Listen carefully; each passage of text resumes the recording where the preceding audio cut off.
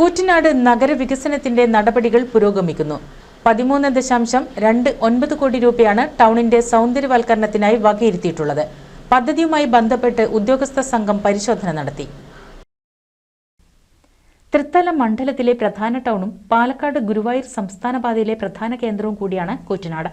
കുന്നംകുളം, പട്ടാമ്പി, പൊന്നാനി, എടപ്പാൾ, തൃത്താല, കുറ്റിപ്പുറം, ചെറുതുരുത്തി എന്നീ ഭാഗങ്ങളിലേക്ക് റോഡുകളുള്ള നഗരത്തിൽ ഏത് സമയവും വാഹനങ്ങളുടെയും ആളുകളുടെയും വൻതിരക്കാണ്.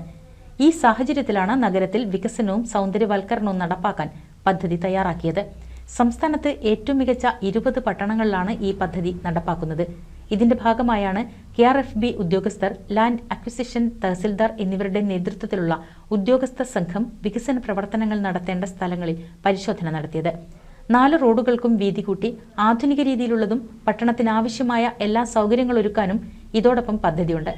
സർവേ കഴിഞ്ഞ് ഏറ്റെടുക്കേണ്ട സ്ഥലം മാർക്ക് ചെയ്യുന്ന പ്രവൃത്തിയാണ് ഇതിനകം പൂർത്തിയായിട്ടുള്ളത്.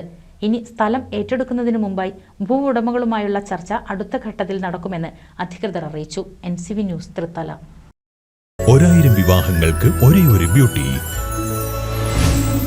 Beauty silks, Edappal, Chavakkad, Triprayar, Puthanathani, Perinthalmanna.